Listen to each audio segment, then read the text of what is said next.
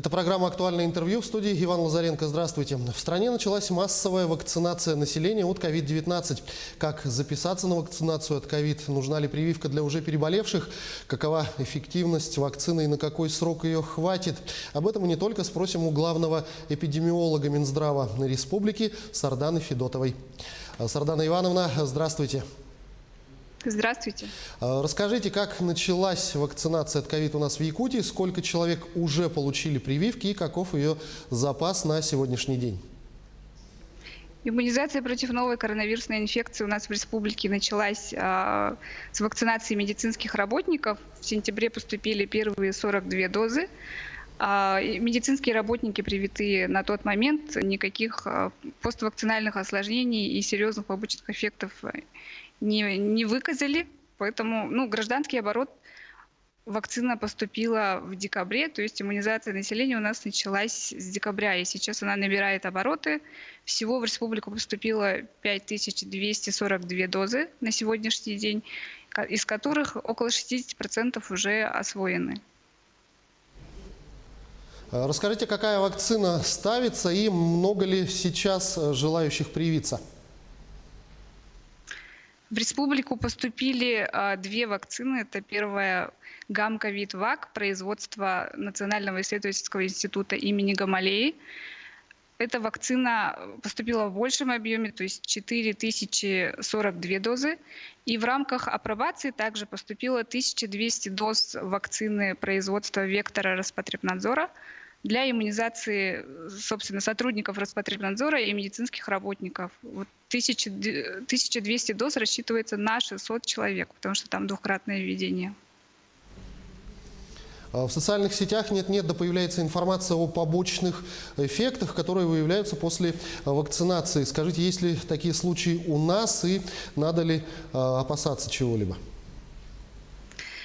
В социальных сетях, я бы сказала, появляется информация о возникновении поствакцинальных осложнений, а не о побочных эффектах.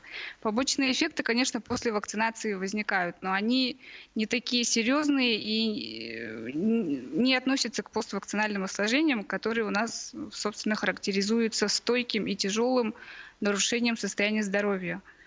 Да, у привитых лиц регистрируются случаи побочных эффектов. Это повышение температуры кратковременное, ломота в мышцах, допустим, боль в месте введения вакцины. А так, серьезных эффектов каких-то мы на сегодняшний день не наблюдаем, хотя привито уже порядка 3000 человек. Скажите, а сколько человек должно быть привито, чтобы выработался так называемый коллективный иммунитет и количество больных существенно сократилось? И сколько это может занять по времени, например, у нас в республике? Конкретных значений нет, но по аналогии с гриппом нужно иммунизировать не менее 40% населения. Мы для себя поставили задачу 60%. Вакцинация, которая проводится сейчас массовая, она бесплатная или все-таки ее можно получить в платных медклиниках, как накануне буквально люди платно делали тесты на ковид? Значит, вакцина поставляется на федеральном... Вакцина поставляется за счет федеральных средств, соответственно, иммунизация для граждан Российской Федерации полностью бесплатная. Пока иммунизация проводится только государственными медицинскими учреждениями, но вопрос прорабатывается еще.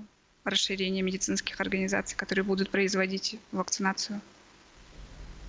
Но в любом случае, если это будут даже платные клиники, то вакцинация будет все равно бесплатной. Для прикрепленного населения – да. Скажите, а вот эта вакцина защищает от ковид или, как другие вакцины, например, от гриппа, только снижает вероятности тяжелого течения болезни?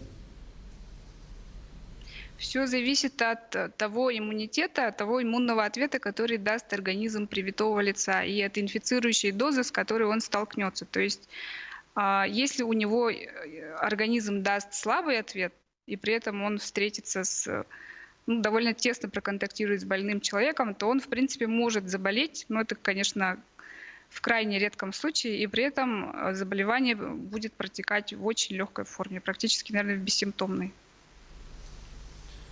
А что известно об эффективности вакцин, которые сейчас ставят населению? Какое время они будут действовать? По заявлению производителя эффективность колеблется в пределах 93%. 93%. И эффективность гарантируется до 3 лет с момента получения. А вот те люди, которые уже переболели ковид, через какое время им можно ставить вакцину и вообще нужно ли им прививаться? Все-таки антитела в организме остались. Тут надо подходить в индивидуальном порядке, потому что есть такой момент, когда люди переболевают в очень легкой форме, и, соответственно, антитела не вырабатываются в достаточном объеме для того, чтобы защитить организм. И если человек все-таки переболел, нужно смотреть по титрам антител. А что касается остального населения, которое не переболевшие, в принципе, им не нужно делать предварительно какие-либо анализы, а сразу проходить иммунизацию.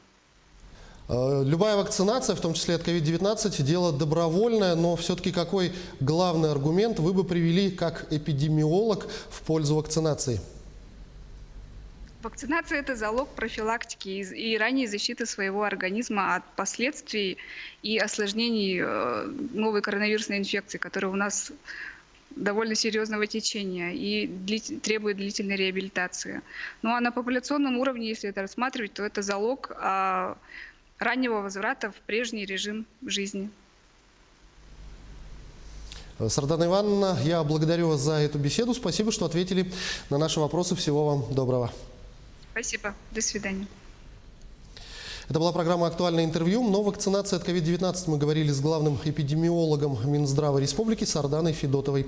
Берегите себя и своих близких, носите маски, соблюдайте дистанцию в общественных местах и дезинфицируйте руки. До встречи в эфире.